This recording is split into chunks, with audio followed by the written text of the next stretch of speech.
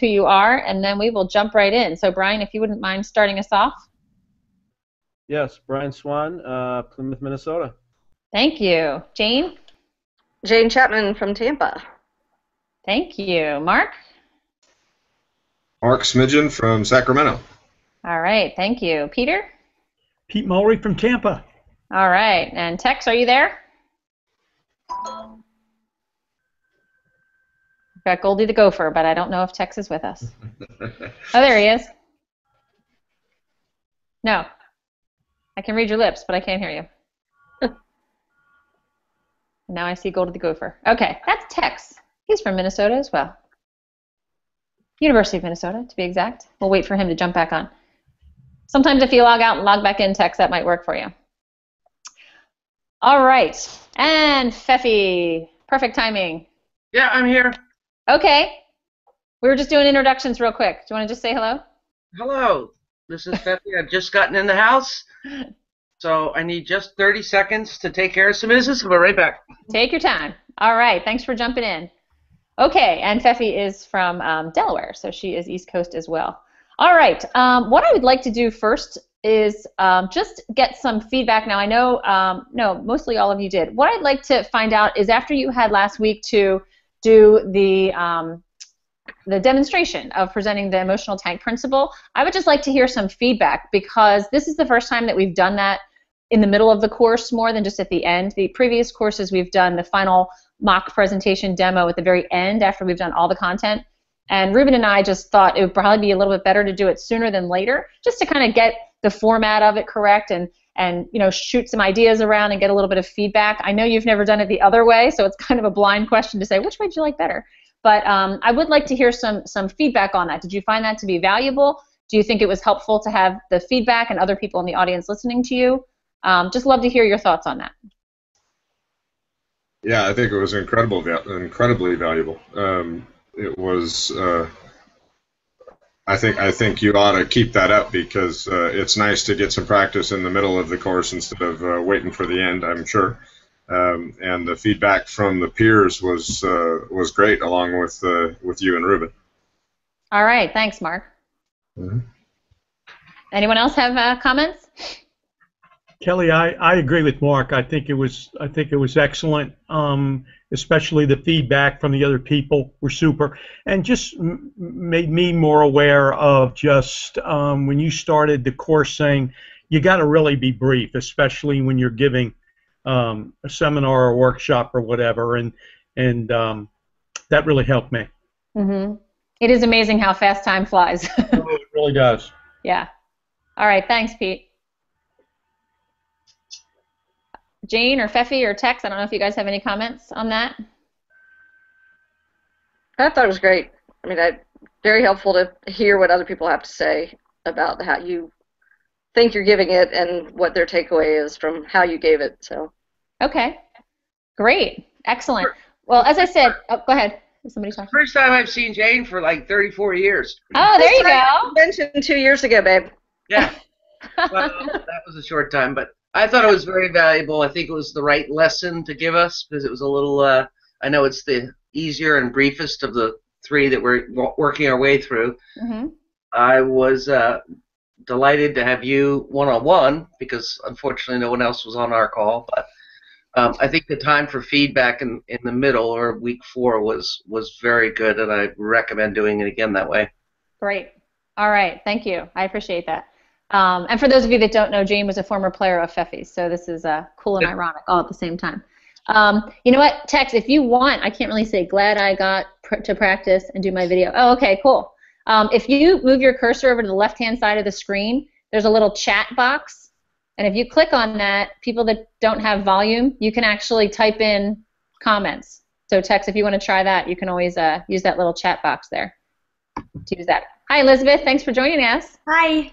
Hi, we were just real quick doing introductions, and then we were asking if you had any comments about doing your presentation live for us, kind of in the middle of the course. Did you like that? Did you not like it? Did you find it valuable? So that's all we're doing right now. If you had any comments on that, you could jump in. Glad to get to observe my video and learn from that as well. All right, great.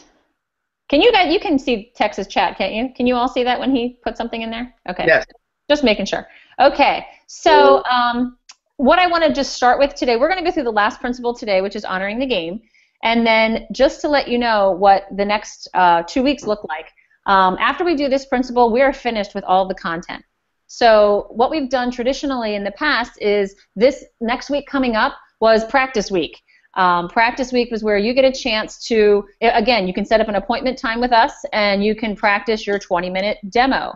This time when you do it for the final, you have 20 minutes. It's not quite as short, so you will be able to get thoroughly through an entire principle, hopefully, in that amount of time. And get a little bit more feedback. We will definitely have Ruben and Eric and hopefully 1 or 2 other people on with you, so it's not just me. But that's going to be happening next week. Now, for those of you that feel that you practiced enough last week for the emotional tank principle, you don't have to necessarily sign up for a practice session. However, you are more than welcome to. I think the more practice you can get, the better, and the more feedback you can get, the better. I've had some people that, since you've already done the emotional tank, you might want to do your practice session with honoring the game. And then when you do your final demo the following week, you can do it with the Elm Tree of Mastery. So that way, throughout this course, you could have presented all 3 principles and gotten feedback on all 3. Does that make sense? Is that clear? So what I'm going to do for next week is I'm going to have the Google Sheet once again, just like I did before with kind of appointment times. This is just going to be practice. It also gives you a chance to practice. So even if you choose not to do it live on a Google Hangout, you can go back and look at your answers to some of your discussion questions. You can go back and look at some of the old videos. You can go back and look at some of the Google Hangouts that I may have done for Elm Tree of Mastery. Because the week after that is the final demonstration, and that is mandatory. Everyone has to do it. And that's where you will be evaluated to see if we feel that you know your stuff and you're ready to go out as an associate trainer. So usually the way the normal progression of things works, hopefully we would have you present for us. You will knock our socks off with all of your amazing ability and creativity, and we would consider you an associate trainer. And then the next step would be for you to go out and co-present with a certified trainer in your local area. That trainer would then say, yeah, I think they're great. They can go off and do it on their own. Sometimes that happens. Other times they might say, okay, well, let's have them come back again with another trainer and do a little bit more of the workshop, co-presenting with another trainer. So it really depends on your area, how well we feel you do, how great of a job you do at engaging the audience and knowing the content, as to what the next step is. But as I said, in the perfect world scenario, what we'd love to happen is for you to be an associate trainer right out of this course, go out and co-present with a certified trainer, and then from there, the next step would be to go off and do a workshop on your own. Now, also, just to let you know, the very first time that you do a workshop as a certified trainer, we do have a certified trainer there with you as a mentor just for support. You would present the entire workshop from beginning to end, but we don't want to totally send you out there by yourself. So unless you're in like Fargo, North Dakota or somewhere that we don't have someone to help you. But we like to have someone out there to support you there as well. So are there any questions on that process? Yeah, I have a question. Yep. This is Fefi. I put my camera back on, but there we go.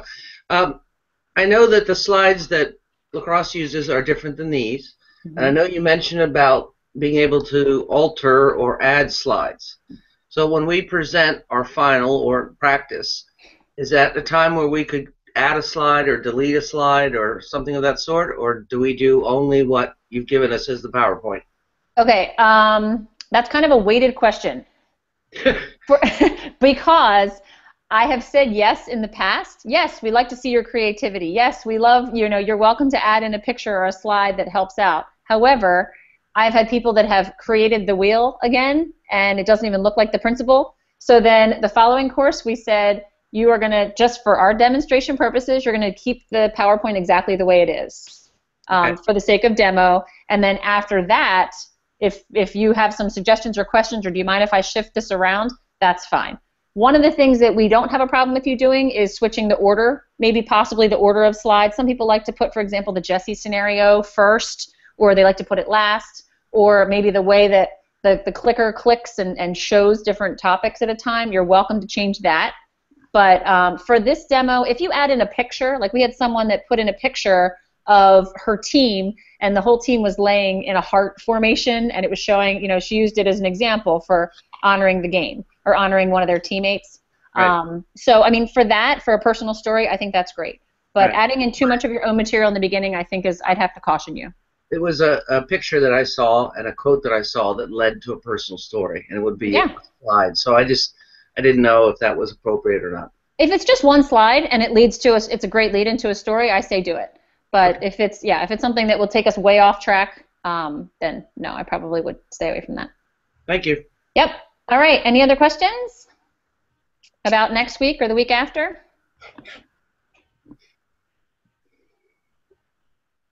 All right. Awesome. Okay, well, we're going to jump in then and do honoring the game, and we're going to do the scenario menu, and then hopefully we'll have time at the end. We might not have too much time at the end, but if you guys want to share some ideas, that would be great.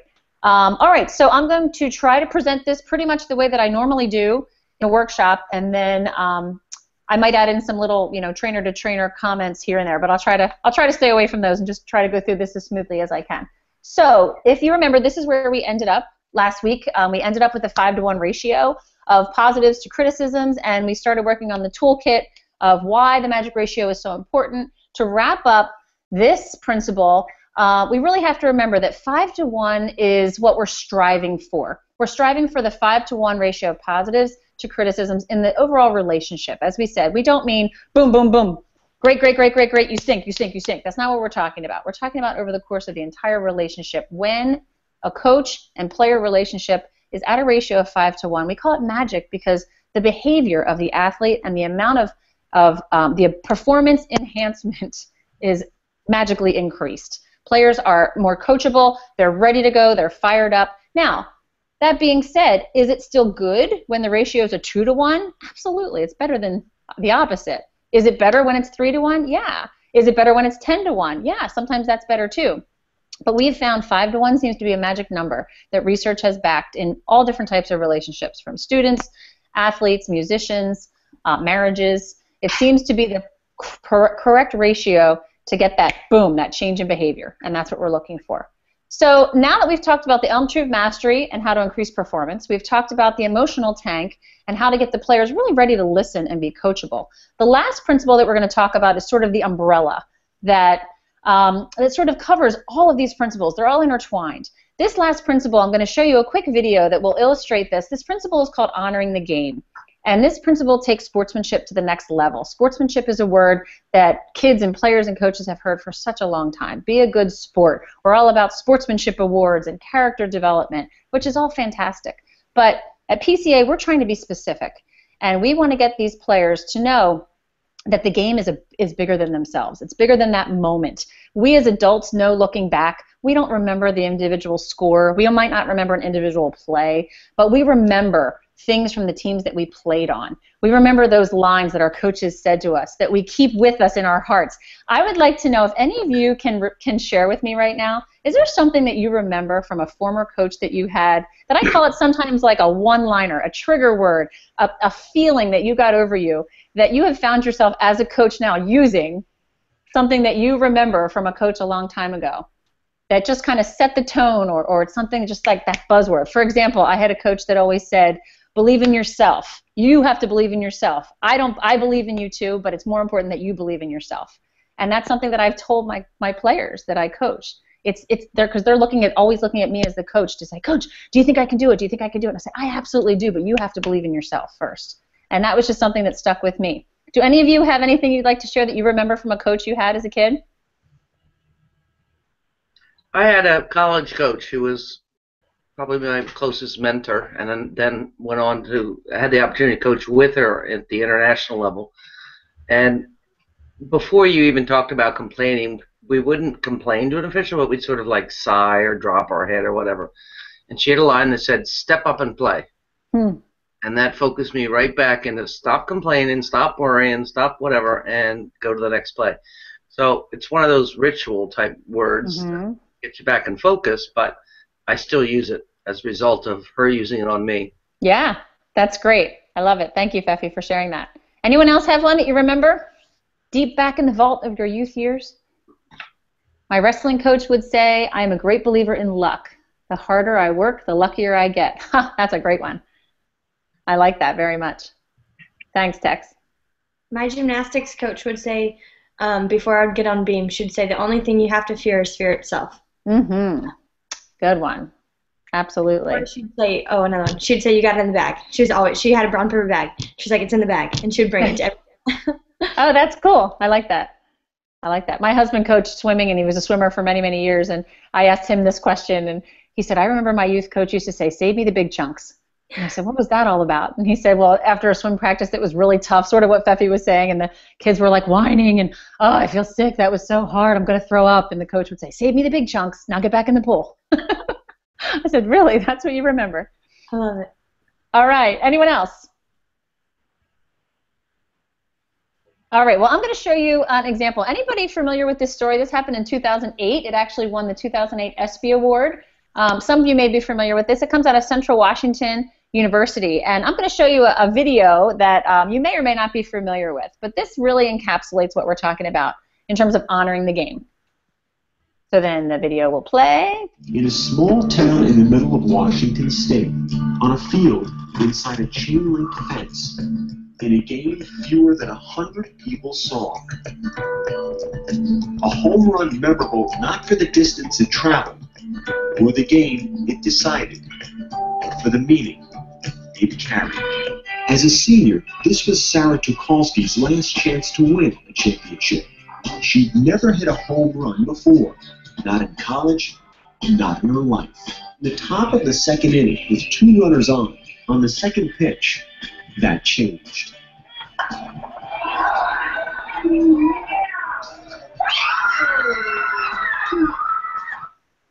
So here's what happened. Sarah hit a home run, but as she rounded first base, she tore her ACL and she could not go any further. The umpire said that her teammates could not assist her, and if she were replaced by a pinch runner, Sarah's homer would become a single. So let's find out what she did.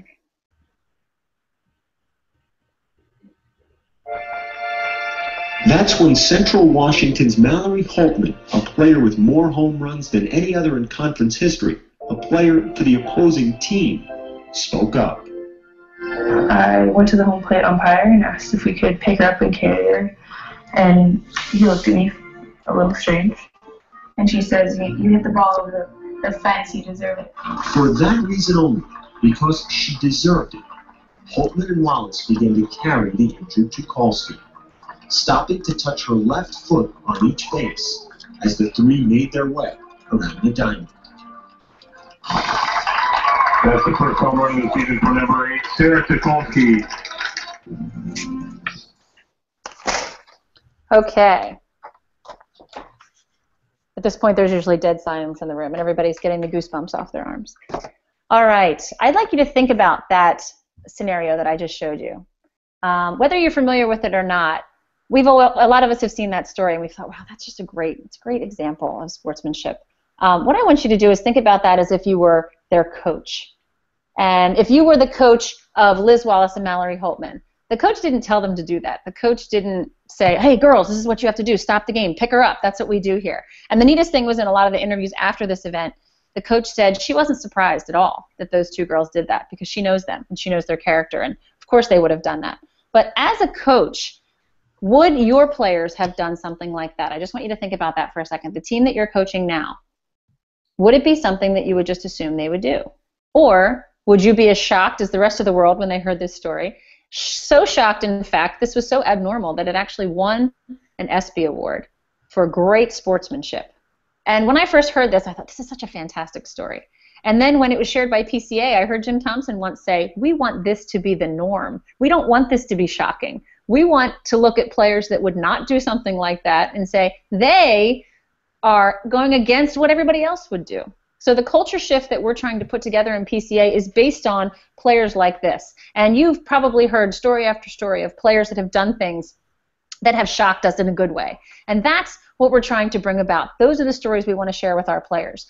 The way that we do that is our last principle, which we call honoring the game. And we use the analogy of a tree, one, because we're from Stanford and everything's tree-based, but number two, because if you really think about the roots of holding your team together, it's all based on this culture that you create. And you emphasize and you reward, not necessarily the culture that you tolerate in terms of behavior, but what do you really hold as valuable? The roots of a tree are the most important part of the tree. You can water the tree all you want, the leaves can die, but if the roots are not in place, the tree's going to fall over. So I want you to think of this acronym, because what we're talking about are 5 different areas of the game. And what we're talking about are taking all those gray areas, all of those challenges that we've talked about, challenges you might have with parents and officials and players disrespecting. All of those areas are sort of gray sometimes, because as coaches, we don't really know where we stand in terms of getting support from the administrators, getting support from parents, how do the players feel about each other. When you have a strong culture that has very strong roots in these 5 areas, we take all the gray areas out, because we're talking about 100% respect for these 5 areas. Now, again, this is an acronym. So 5 areas of the game. The first one begins with R. Take a guess. Which one do you think that would be? The what of the game? What are we respecting?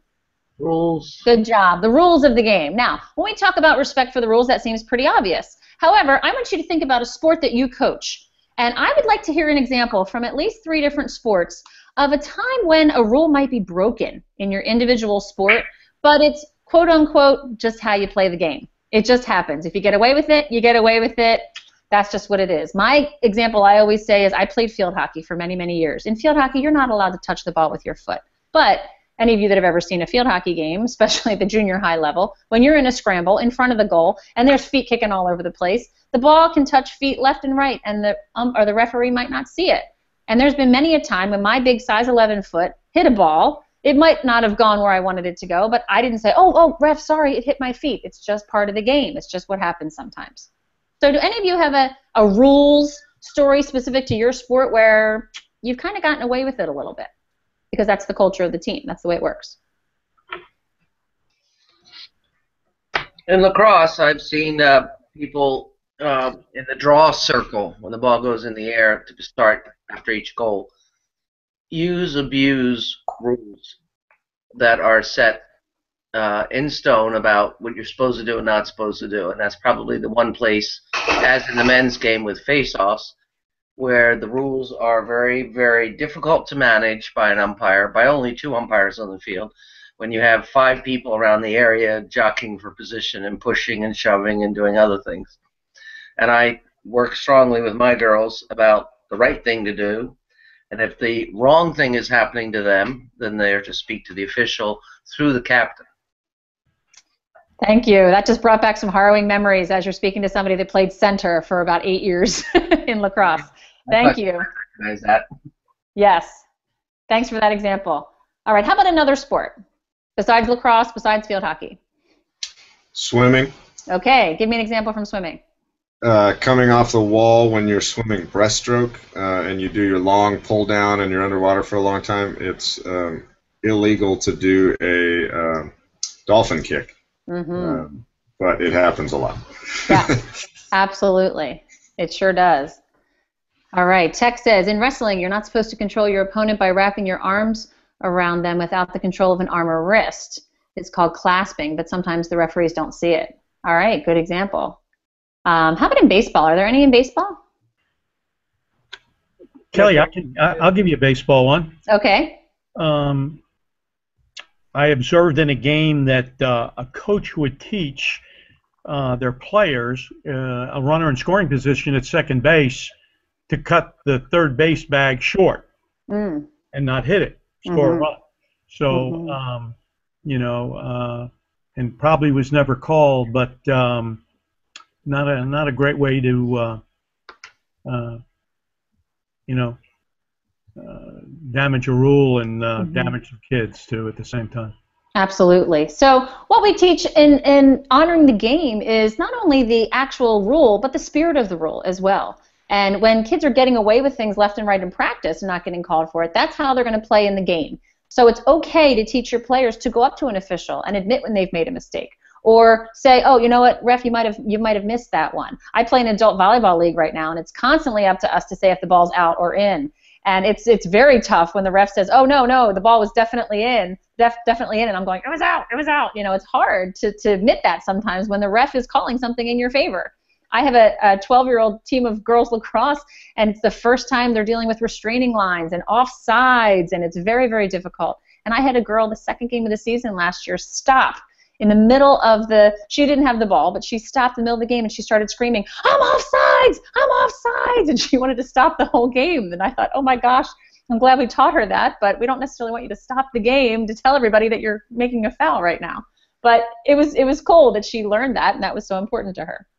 So that's what we're talking about, rules. All right, the next one, just from the picture, what do you think we're talking about respecting in this one? Take a guess. Opponents. Opponents, thank you. Yes, opponents. We teach that worthy opponents are a gift. I would just like to see a show of hands. How many of you have ever been in a game or coached a game where going into, I call it's the easy slider. You are on the way to the game going, all right, we have this in the bag. We know this team is not as good as we are, and I'm feeling really confident about this. And you go out there and you're watching your team and you're feeling confident and you're pumped up, and all of a sudden you notice that your team is playing down to the level that their opponent is. Anybody ever had that happen? Yeah, absolutely. Conversely, it happens the other way as well. I've gone into a lot of games thinking, oh, we're going to get crushed. This team beat us, 5-0 last time, or that person I'm racing against, I know they're going to crush me because they crushed me last time. All of a sudden, we play up to the level. That's when it's exciting, absolutely. Text, my family owns a tree service, and the purpose of the roots are to hold the tree in place, to store food for the tree and prevent soil erosion. That's great. I love that analogy.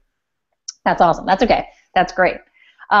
So when we're talking about opponents, I once heard one time that a game cannot be played without an opponent. A one-sided tug of war is absolutely no fun at all. So we talk about opponents as we want you to be fierce out there. We want you to be fierce competitors. Don't let anything get by you.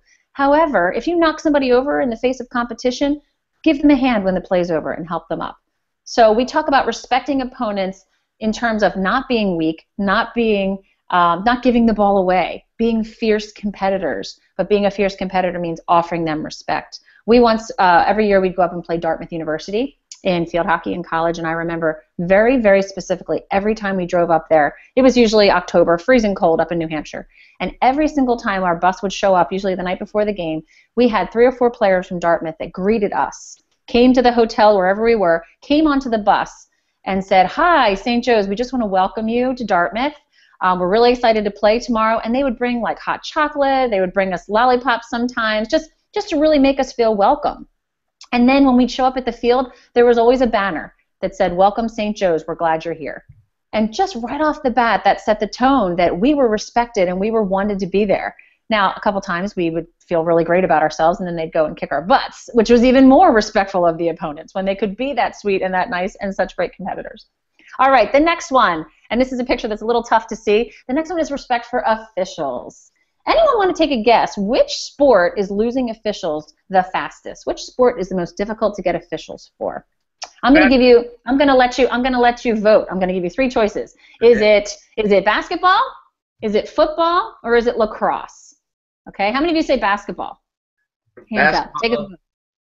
All right, how many of you say football? How many of you say lacrosse?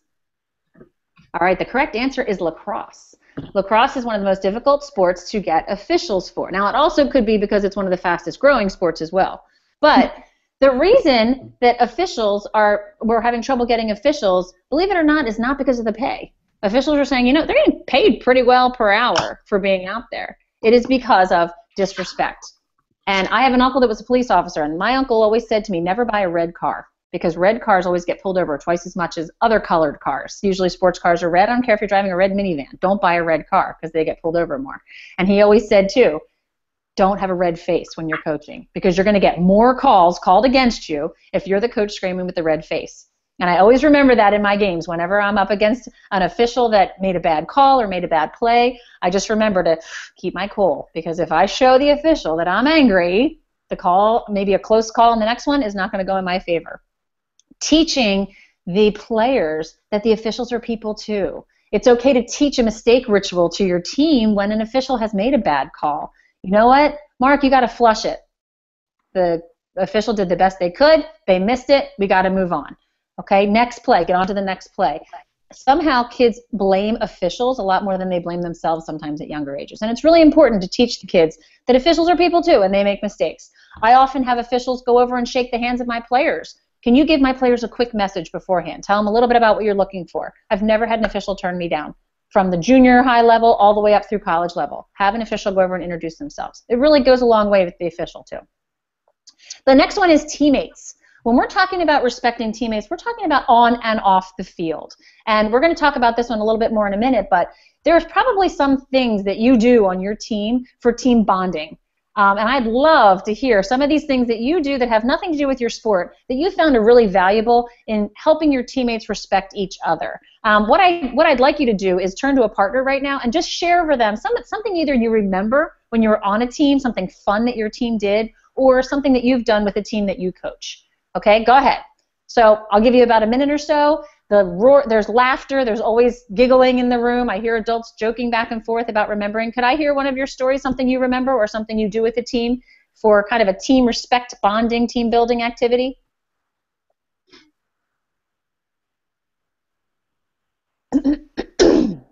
I'm not sure how much team respect it had to do with, but it was definitely a fun bonding team. We used to have an annual kickboard war with the on the swim team when I was a kid, which it was pretty. I don't know if we would do it today, but it was out of the pool, running around on the pool deck, and we were flinging the kickboards at each other like aerobie frisbees, and it was a lot of fun. But I'm not sure I'd do it with my team. Maybe you'd have to do like noodles now. They're a little softer rather than kickboard. Use pool noodles. Yeah. But I like it. When you said I'm not sure if it's for respect, the point of the team bonding activity, why would your coach even bother to do that? Why would your coach bother to allow a kickboard war to go on?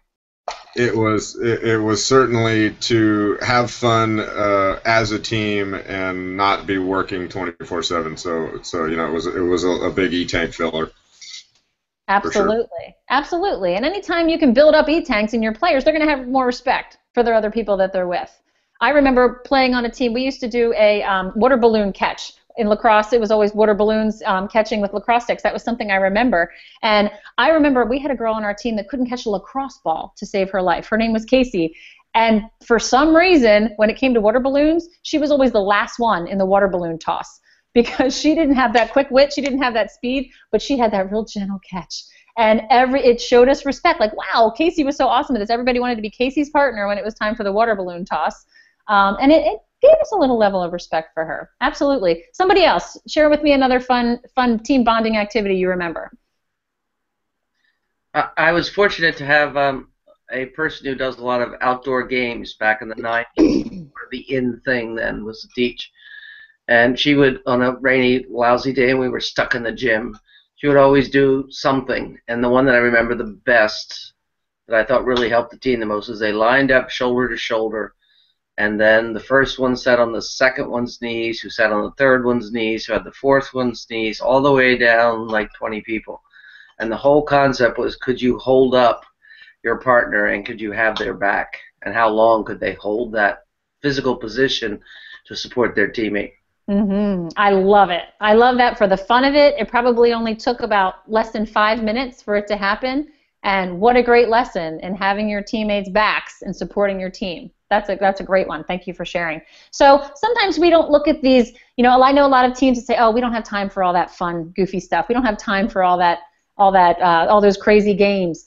But those are the things you remember. Those are the parts of being on a team that sometimes you remember more than the score of the game that came next. And they do help foster respect for your teammates. So I would suggest if you have a team that has trouble, they're bickering, they're not getting along, take the time to do some team bonding activities. Maybe you have a fun Friday. Maybe you have a wacky Wednesday. Maybe you have a certain day or a certain time that you do one of these things, and have the kids come up with ideas too, because they have lots of ideas. But it definitely helps with team respect. The last one is respect for self. And this, again, is one that often gets overlooked. Kids, when they're playing as athletes, a lot of times they measure their self-respect based on their performance in the sport. So as coaches, we know that kids have so much more to offer than just their skill as a sport. And it's, you guys have heard the cliche that it doesn't matter how much you know until kids know how much you care. We don't care how much you know until they know how much you care. You've heard of that before. Well, a lot of these kids have trouble caring for themselves because they're so performance driven. So when we talk about respect for self, we're talking about teaching kids to live up to their moral standards, doing things like Mallory Holtman and Liz Wallace, taking that step when others around you wouldn't be doing it. Don't run with the herd, be the leader. And leaders can also have followers, and the followers can see what you're doing. It doesn't matter if you're a freshman or a senior. Respect for self is crucial. And I think as coaches, we have to actually teach that sometimes. It's not inherent in their being as a teenager. So these are the 5 areas: rules, opponents, officials, teammates, and self. And this is the coolest part of the roots right here. If you are teaching all of these 5 areas, you're actually creating a culture on your team. And you're creating a culture based on the things that you believe are important. So we like to say a culture is the way we do things here. And on the count of 3, I want you to repeat this sentence after me. Culture is the way we do things here. Go ahead. Culture is the way we do things here, right. Now, I want that phrase to roll off your tongue, because any situation that comes up, child's behavior, parent outrageous screaming at a ref, a player disrespecting another player, maybe a player hanging their head and being so frustrated that they just missed that shot, maybe it's somebody like Jesse. This phrase, I'm sorry, Elizabeth, that's not the way we do things here on this team. That's not the way we treat our players. That's not the way we treat our opponents. I'm sorry, Jane, we don't talk to the ref like that because that's not the way we do things here. I always remember my father, my father's booming voice saying, "Not under my roof, young lady." And I just remember that so clearly, and that's the same thing. We had a family culture, and if I did something that wasn't in line with the family culture, he let me know it.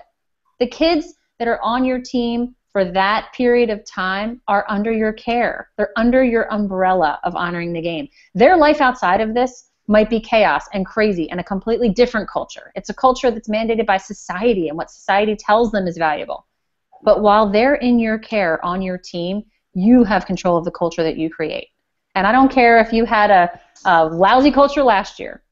It's a new season. It's a new time. I don't care if it's halfway through your season. You're in control of the culture you create, and kids want to play. And in order to play, it's not only about their stick work and their skills and their speed, it's also about the culture that they're creating. So are you emphasizing and rewarding a positive culture in all of these 5 areas? So now, we also know that you're not perfect, and I am far from perfect myself. So we have some tools that we can offer you if you have trouble or are challenged in any of these areas of honoring the game. And what I would like you to do right now, and of course I brought the wrong ones. I have numbers on cards, but I also have cards that have the letters ROOTS printed on them. And in a group of, at least if I have about 30 to 40 coaches or less, I will have these taped around the room before I start the workshop. And so what I'll do at this point is this. When we get into a self-control routine, what I'm going to ask you to do is I want you to think about which one of these 5 areas that you are challenged with the most as a coach, or does your team find most difficult to uphold? Okay, one of those. And what I'd like you to do is, when I tell you to, I'm going to ask you to go to the letter on the wall that corresponds to each one of these areas. And when you get there, there's going to be people there that are also challenged in that area. So what I'm going to ask you to do is take a few minutes and just share your story. Why do you find, maybe you go to the one that has an O for officials. Why is it so difficult for either you to respect the officials, or do you find your team is being disrespectful? Second part, I want you to think about how can you teach your team, put a drill into place, put a practice into place. How can you actually teach respect for officials as part of your team culture? Maybe you put teammates. How do you actually teach your team to respect your teammates? How do you teach them to respect opponents? What do you do? And when the 2 minutes are up, I'm going to ask each group just to have one great idea that they share with the group. So go to your groups. All right, so this is something that I do. They all mill around. They share. And this is a great way to get them to actually put these into practice. One of the tools, so after they're done sharing, they've each gone around and shared, this is the challenge we have, this is what we do to teach the respect. I always end up that little activity by saying, and I love all these ideas. I love that you're intentionally teaching culture, because if you don't teach culture, if it's not intentionally taught, unfortunately the default is going to be what society says is correct. And that's not the culture necessarily that you want on your team. We have a development zone culture in our teams, not the entertainment industry. So culture has to be deliberately taught. One of the tools that I love is the self-control routine. We all know going into the game that's going to be heated, or that referee or the umpire shows up and you're going, oh, that's not the one I wanted, or maybe it's just a rival, a team rival, or a coach maybe that you've had some issues with in the past. Knowing that ahead of time can be a huge help. But sometimes you don't know ahead of time, and you might be in the heat of the moment and the passion of the game, and everybody's excited, and you are ready to lose it. So page 46 in the book has a few ideas for self-control routines. Now, I'm one, I always have a water bottle with me constantly. So when I start to feel my blood pressure go up, I constantly take a long, slow draw on my water bottle, and it helps me calm down. Sometimes I'll walk away, sometimes I'll take a deep breath. It's something that I do. Do any of you have something that you do that you can suggest to the rest of the group to calm yourself down in the heat of the moment when you don't want to be that screaming, fanatical coach? I have a Beanie Baby in my pocket. It was nicknamed Scoop.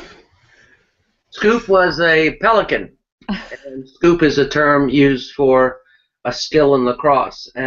Or you can get one of those stress balls, you know, from Dick's, whatever. But I squeeze that thing to death in my pocket until I feel that I can't squeeze it anymore, and then I realize that the tension I had and the anger I had or the whatever has now been transposed to this inanimate object, and therefore when I let go of it, I'm back in the now. I like it. Poor Scoop, but I think it's very effective. If it got really bad, I threw Scoop at the ground, like the ground instead of a clipboard, but I always picked it up and put it back in my pocket, which was also a sign of the end of my frustration. Okay, thank you. All right. Tech says we always carry gum with us to take out when we need to keep our mouths busy instead of complaining, or lifesavers to save our coaching. I like that as well. One of the things that you might use as a tool also, we have a self-control routine that we suggest for parents. This culture keeper is a very hard thing to do. It's hard to keep a culture, especially in the stands. So one of the things we might suggest is at your parent meeting, ask if there's a parent or a group of parents that would like to be the culture keepers in the stands. And we have something we call Parent Pops. And I always say it's the best $2.15 you will ever invest in a bag of Dum Dums lollipops, pun intended. Keep them in your coaching bag and ask a parent if they would like to be the passer out of the Parent Pops. If any parent during a game happens to feel like they're not under control and you're handed a lollipop, stick it in your mouth. Same thing as Tex was saying. It's a good thing to keep their mouths busy. If you have really outrageous parents, you can make it a blow pop that has gum in it, or a Tootsie Pop that takes a little bit longer. But PCA used to actually sell Parent Pops, and I'm not even sure if they still do, but they were those huge, huge glycerin lollipops, and they said honor the game on them. But we heard a rumor that they tasted terrible, so I don't know if we're actually making those anymore. Well, I have an alternative to that. Go ahead. I asked my senior captain parents, would they be willing to serve in that role? Oh, I like it. Okay, so there we've got the kids and the parents with the respect that's been earned after so many years. Mm-hmm. One of them was a dentist, and he was very upset that we were I asked him to give these. So what we did is we bought sugar-free Lifesavers. And just the term lifesaver is what I call an embarrassment saver. So they handed out sugar-free Lifesavers, which again you have to suck on. Like a lollipop, and it was had the same meaning, but coming from the dentist, it had even extra meaning in the opinion of the parents. So I like it, and I think Tex had the same thing. He said lifesavers as well, to save your life as a coach, which is a good idea as well. Thank you for sharing that. So one of the things that we want you to think about, I'm going to read you a quote from Jim Thompson, our founder and CEO of the company, about this idea of having your Mallory moment. This is from Jim. If you coach long enough, you will find yourself faced with your own big Mallory moment opportunity, maybe more than once. But for sure, coaching provides a never-ending sequence of smaller Mallory moments. My challenge to you is by your actions, time and again, in those moments to elevate your game the way Mallory Holtman did. So this is something that we use a lot in our athlete workshops, and we ask the athletes, do you have the courage to stand up against your team? It's very easy to stand up to your enemies, but it's even harder to stand up to your friends, to quote Albus Dumbledore from Hogwarts, from Harry Potter. But yes, it is something difficult to do. You will be faced with this moment. Will your team do what makes you proud? Will your team do what you would like them to do without you encouraging them to do it? So the principles that we talked about today, Elm Tree of Mastery, filling the emotional tank, honoring the game, these run through all of our workshops, and they're all connected in so many different ways. I would really appreciate you coming out today. And what I would like to do at this point, because of time, I'm not going to have you guys do it, but one of the things I always ask is, can someone share for me something, a takeaway from the Elm Tree of Mastery, a little nugget of information that you're going to remember and you're going to take home with you? So I usually get a hand and they'll say, oh, I remember effort goals or something. Okay, who can tell me? Filling the emotional tank. We want to get these players in the right state of mind emotionally so that they can be the most coachable. Who can remember something from that? And 9 times out of 10, I always get 5-to-1 ratio. That's usually what people remember and take home with them. And then honoring the game, usually people will say, oh, respect and culture and, you know, doing the right thing. Fierce and friendly, a lot of times people remember fierce and friendly. All right, so now at this point in the workshop, I've thanked them. We've done all the principles. Now let's put these into practice. At this point in the workshop, you've probably been talking for about an hour to possibly an hour and 15 minutes to get through all that content and all that wonderful, engaging activity. So this is the last part of the workshop. This is where we wrap it up. The scenario menu is a great way to get the coaches to start thinking about their own specific teams and how they will use these tools that they've just learned. Now, instead of giving them a blind menu and just saying, okay, any of them look good up here, which ones do you think you want to do? I suggest that you pick 2, at least 2 from every category. There's scenarios from Elm Tree of Mastery, scenarios from Emotional Tank, and scenarios from Honoring the Game. Well, what would be a good way to decide which scenarios would be best to use? I'm asking you this question now, trainer to trainer. How would you pick? Age of the group that you're working with. Okay, age is definitely a factor. What else would you use? How would you decide? Because there's so many, and they're all really, really good. What kind of sports they're coaching? What sports they're coaching? Good. Yeah. What kinds of questions that you've received throughout the presentation? There you go. That's a good one, too. Think about the type of questions you've received. So it does help for you to know these. It is difficult in the beginning to memorize every single one. And I remember thinking, oh, this is a great one. And I couldn't remember what the title was. So I had to click through a few of them to remember what the title was. But one of the things that I always do, remember I said 3 days before the workshop you call the partner. And you just solidify that the location is correct and the number of participants that are going to be there. And I always ask them, do you have any concerns for your team, any challenges? And the partner will usually tell you right then and there, oh, you know what, my biggest challenge is that we are a rec league team and we've got some kids that are so talented and other kids that have never played before. So it's very difficult. Another partner might say something about, our parents. The parents are really tough. Or we've got coaches that are coaching their own kids and they're really finding it difficult. So that 3-day ahead of time phone call I find really valuable. It's usually then that I'll pick a couple scenarios that I like to use. So here's how the scenario menu works. Very high tech here. I'll pick one from each one. So for example, varying abilities is a great one. I'll say, okay, let's talk about this. A lot of you are coaching youth, your youth sport, and you have kids that are very, very talented and kids that are having, that are just new to the sport. So let's talk about the scenario. And I'll have a volunteer, because at this point you are so sick of hearing yourself speak because you've talked so much through this whole workshop. I always have a volunteer to read the scenario for me.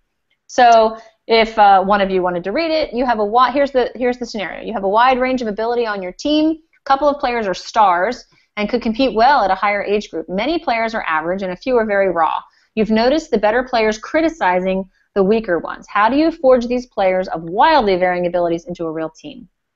Now, again, depending on time that you have left, some trainers finish the workshop content in an hour, so they have a half an hour for the scenario menu, which is great. And depending on the room, depending on how many coaches you have, this is a great place to get these coaches engaged. So again, you can decide to get them into groups according to the age they coach to discuss the scenario. You can do it just by where you're seated, find 2 or 3 people around you and discuss this, turn to one person, turn to a partner and discuss it. You might say, find 3 coaches you've never met before, or find 2 coaches that coach the same sport. Whatever you want to do, whatever creative way you want to group them, this is a great way to get them grouping and talking. Every single scenario has the question, it has the scenario, it has the question, and then that leads to the answer. Now the answer are the takeaways, those are the tools. So every week when I've given you guys the discussion questions and said, give me an example of 2 tools from the toolkit and a sport-specific example, these are the tools. So that's why I was really asking you for some of your ideas, because I want you to become familiar with these tools. So the takeaways from this one are enlist top players as leaders. So I would listen to all the different examples, what the coaches have come up with, and a lot of time it's really neat because they'll say, oh, well, I realize that the kids' tanks aren't full, and I might try to do the buddy system, and it's neat when they're actually using things that you've just taught them. But enlisting the top players as leaders, it doesn't necessarily have to be the seniors, But one of the things we work on a lot in this situation is E-Tank fillers. Is there a lot of filling going on in your team? Who are the hardest workers on your team? And that doesn't necessarily mean they're the high scorers. Who are the hardest workers? Really emphasize that. Those are going to be the leaders. And teachers, page 60, we talk about the kids as teachers and the kids as leaders. Take these kids that have higher skill and enlist them to maybe bring a group over to the side and help them teach. Kids love to share their talents and their skills with players, but make sure they're doing it in a respectful way. And then raising the profile of role players. Talking about being on a team is not necessarily meaning you're great at everything. You have a role to play on this team, and your role might be to bring up the energy level, raise the energy level on your team. That could be your role. Your role might be to stay far out, to keep everybody wide. Your role might be that you are the most consistent shooter on the team. So you might be slow as molasses, but you're a very good shooter, so you've got to get open for the shot, whatever it is. Page 27 talks about just right challenges, and then you can explain what a just right challenge means. We want challenges that aren't too difficult, but we want to challenge them as well, so you can talk about that tool. Now, in the scenario, and I don't know if you can see this, I just want to make sure you can see it. The bottom corner of the scenario, you have two choices. One of them is a little house. That brings you back to the scenario menu. So you can go on to the next one. So E-Tank scenarios, let me just show you real quick. Magic ratio is one that I love because you attended a PCA workshop, you understand the 5-to-1 ratio, but you really find it hard to achieve. Your players need a lot of correction as they're learning new skills. How do you handle this? The reason that I like this one is because it has a video built in, which is great. And this video is Steve Henderson, one of our trainers out in California, and he's showing the tool of positive charting. So it's a great video to show. It's a couple minutes long, so it'll take a little bit of time. But I love positive charting, as you know, and it talks about the tools that we're going to share for this one are the 2-minute drill, the buddy system, and positive charting. So again, it's a great scenario because it has a video built right in. And the last one, like misapplication, honoring the game scenario. Another one that I like is misapplication of the rules because it's an official who makes an honest misapplication of the rule that benefits your team. So the official messes up a call, but it's to your benefit. The opposing coach tells the official, but the official won't change the call. What do you do? So I like this one because it gives 3 different options.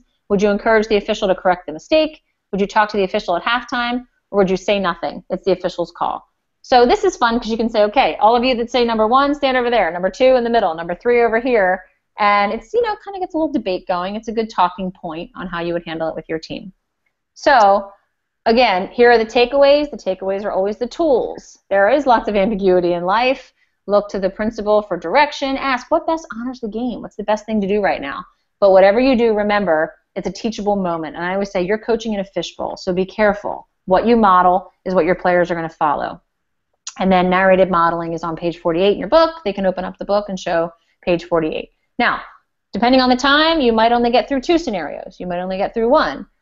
When you're finished, to wrap it up, we're going to have Herm Edwards, one of our National Advisory Board members, wrap up this workshop tonight. So then, when you go over here, you hit on the arrow, and that's going to go right to Herm. When the book of your life is written, what will it look like? Will it say you made a difference? And you really want to make a difference. You have the ability with young people in mind that through sports they learn a lot about life. And how you handle these young players, I think, is very, very important in their growth. Most of these players will not go on to be professionals, but the opportunity they have in sports is really a part of their life. Learn how to compete. That's probably the most important thing. And I think the way you compete is important, and you have to understand someone's going to win, someone's going to lose, but at the end, how do you handle that situation is probably the most important thing if you're going to have a successful life. So in the book of your life is written, let's say you made a difference. In the very beginning of this workshop, I had you write down how you'd like to be remembered. Someday you're going to be the most influential coach. When I have your players in this workshop, when they become coaches someday, and I'm going to ask them the exact same question. Who was the most influential coach in your life and why? And they're going to say your name, and they're going to remember you, and they're going to remember the culture of the team. They're going to remember how you made them feel as a player and as a person. So will it say you made a difference? This is the rest of your life starting out right now. These are the good old days that these kids are going to have someday when they look back, when they're in their 50s and 60s, and they look back and say, oh, I remember the good old days of me playing baseball or me playing Little League or me swimming. You're part of their good old days. So I want you to think about that. Will it say you made a difference? And again, how do you want to be remembered? This is what we talked about. What are 2 or 3 things from this workshop that could help make this happen? I like to do the 2 or 3 things from the workshop. As I said before, this is just my personal preference. When we did the principles, that's where I like to review the 2 or 3 things. So Personally, I don't have them do this right here, but you might want to do it as a wrap-up at the very end. Just a review, text to sign in. I leave this up in case people didn't get a chance to text to sign in. Also, something new that's coming out, just to let you know, we're going to be given a laminated card so that you can write in the text to sign in number on it, and it can be passed around during your workshop, so you don't have to worry about spending too much time on this at the end. And then this part too, this is actually going to be outdated very soon. Dating your card. We used to give positive coaching cards, which I have here, that say you are now a certified double goal coach. We are going to save trees and phase that out. Now, as soon as within 24 hours of people attending your workshop, they're going to receive an email that says, thank you for coming to the Positive Coaching Alliance workshop. Attached, you will find your certification card. So it's going to be emailed to them because they did text to sign in, and they're going to have a certification certificate that gets emailed right to them, and they can send it to whoever the person that made the workshop mandatory for them, or they can just put it on their wall in a pretty frame or whatever they'd like to do. And then what I'm going to ask you to do before you go, if you don't mind, turn to the back of your book. The last page of your book has an evaluation. I love to hear what you thought of the workshop. We're constantly trying to improve and add in more things and information, and I'm always trying to improve as well. So if you could be as honest as possible in that evaluation, I'd appreciate that. And again, we are a nonprofit, and we spread by word of mouth. So if you have another organization that you're affiliated with that you think would benefit from hearing our message, we would love to hear about them. On the back of the evaluation form, you can just put the person's name and contact information, and we'll get a hold of them so that you can help us spread the message and change a culture. And I think there's a slide. It's blank right now, but we have different slides that we put in that are timely. So right now, we're doing nominations for the Double Goal Coach of the Year Award that's going to be given in 2016 in April at our National Youth Sports Awards. So from time to time, we send trainers one slide, and we ask them to put that in if it's a contest or something coming up or a new tool. We have an app. A PCA actually has a quote app that was big and something we were promoting for a while. So we might ask you to do that. That goes on there. And then thank you very much for coming. I appreciate your time. That's it. The workshop is over. You can take a deep breath and you're finished. So that's where we're at. That was a lot, and I'm down to 1 minute left, which I know was a lot of information. But do any of you have questions, comments, concerns before we turn it over to you to go do this yourself in the next 2 weeks? To be clear, Kelly, Feffy was only 12 when she coached me in high school. Of course she was. So I'm 50 now. It only makes her slightly older than that. That's great. When I go through the PowerPoint that you sent us initially, slides 41 onward are all the scenarios. Right. Okay, so when I click on a scenario, it's not coming up with what you went through. Well, if you put it on presentation mode, okay. They're all hyperlinked so that when you click on this box, it'll automatically go to slide like 52. And when you click on this one, it goes to slide 47.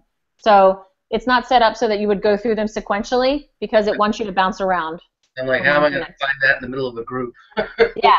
No, you don't have to worry about it. They're all hyperlinked. That's actually, Feffy, just to let you know, one of the issues of adding in slides on your own can be that it messes up your order of the scenario menu at times. So I'm just warning you right now, if you add in some of your own pictures, it might bump all the slides down. It could mess it up. It might not, but it could.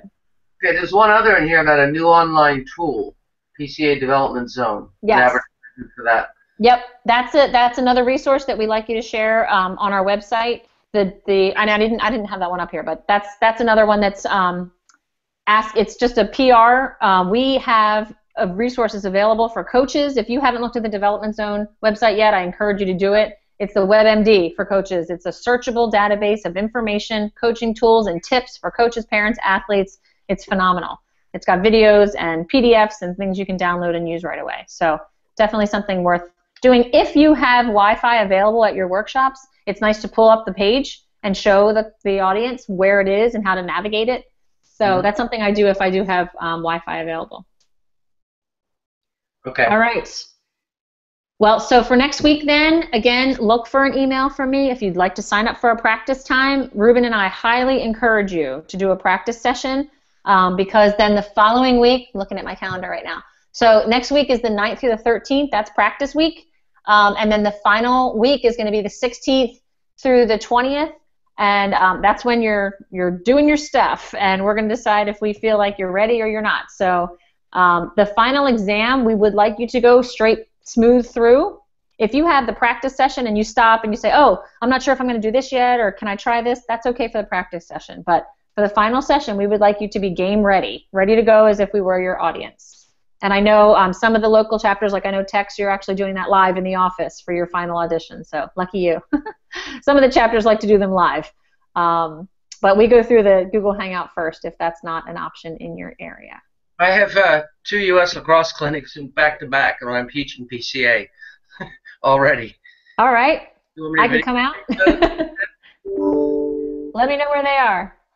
York, PA, and Simsbury, Connecticut. Okay, maybe York. Connecticut I'm not going to head to, but maybe York. What are your thoughts when you see coaches or participants texting during a presentation? Do you ignore it or make a comment? That's a good question. When we do text to sign in the very beginning, I ask them to take out their phones. Everybody take out your phone right now. We do text to sign in. And I say, okay, I would love it if you could put your phone away for the rest of the presentation because I get distracted by seeing people on their phones, but I understand you have families and you have lives, and if you need to be on your phone, if you need to make a phone call, I'm going to ask that you leave the room so we don't disturb other people, which should go without saying, but you'd be surprised. But I do ask that if you wouldn't mind putting your phones away for the duration of this workshop, I would really appreciate it, but I do understand things come up. So that's how I handle it. That's kind of my spiel with phones. That helps. All right, I'm finished, but if anybody has any questions, I can hang out for a few minutes, but I don't want to hold you longer than I need to, so stay tuned. When we're doing these practices and all, we're just taking one of the 3 pieces to present, right? Correct. Yes, one 20-minute principle. Scenario part or the wrap-up part, correct? Right. You don't have to do the scenario menu. What I do ask that you, and I'm going to put this in an email next week, but what I do ask that you do is your 5-minute introduction. So whatever that is, it's after the partner says, okay, Fefi, and reads all your bio stuff and turns it over. I'd like to know what your intro is. So how are you going to get the audience to know who you are, why you're here, kind of to establish credibility, connect with the audience, your engaging activity to get multiple voices in the room within 5 minutes. Tell us a little bit about yourself, kind of your open with a bang story. That's the beginning of your 20-minute demo, and then you have a full 15 minutes left or however long it takes you to do the full principle. And again, I don't cut you off mid-sentence, but I want to give you an idea of the time. Thanks. Yep. If anybody has to go, good night. But as I said, I'm here if you have any questions. I'm going to go run. Thank you. Yep, absolutely. Thanks, Elizabeth. Kelly. Yep. Good night.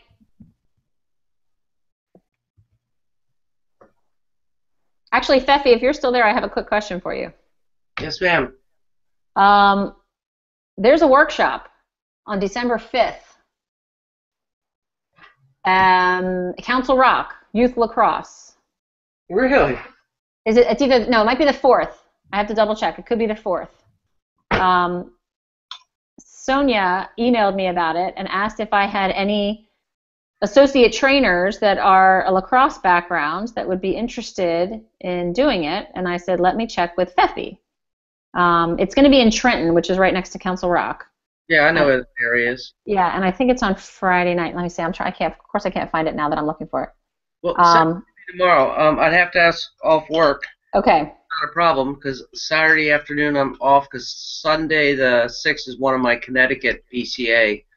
Okay, I believe it's Friday night. I think it's Friday night the 4th. That's a possibility. Okay, and the reason is, so because you're so used to presenting and because I've seen you present, you would be considered an associate trainer, so you would actually, if you feel comfortable, you could do the entire workshop, the whole PCA thing by yourself, and we would have a certified trainer there with you. The reason is they specifically asked for somebody lacrosse, and Jim Osborne is the one assigned to the workshop right now, and he's a basketball guy, but he's a veteran trainer. So I asked Jim, I said, if I can get Fefi to do it, I would love it if you presented, and then he would just be there as your mentor trainer to observe you, but you would do it from beginning to end. I think it's possible. I just got to check what time and which day. Okay, I will send you all the information, and you can check and just let me know about time, and then we'll connect about that. Yeah, I've already accepted the the U.S. Lacrosse PCA Level 1, but I don't know if it's Saturday or Sunday. Okay. That's I have a feeling, I think this is Friday night. Oh, here it is, right here. Let me see. It is 12/4, so that's Friday night. Yeah, it's 7:30 p.m. on December 4th. The Council Rock Youth Lacrosse Association. Yeah, I know that general area, and I probably know some of the coaches who will be there. I'm sure you do. Yeah, so just think about it, and get back to me, and let me know if that would be something that you would be able to do. Yeah, I mean, I'm very ready to present the 3 principles. I mean, gosh, I've already taught it twice this year. By then, I'll have taught it 4 times. Yes. I don't teach each one. When we do our PCA with Joanna, I have Joanna this Sunday, actually. Mm-hmm. We each take a section, but it's not as though I haven't been exposed to all of them, and I've done all 3 with you, and I've done another one with you, and I'll do another one with you, so I don't see any reason. I just got to check the date, and I got to check my work at Dick's. Okay, that's great. In New Jersey. Yep. Okay. I'll email you all the details. That'd be fine. All right, thanks. I won't be able to respond for a day or so till I get a chance to check with my boss. Oh, okay. Alrighty, but I'll get to it before the end of the weekend. Okay, great. Thank you.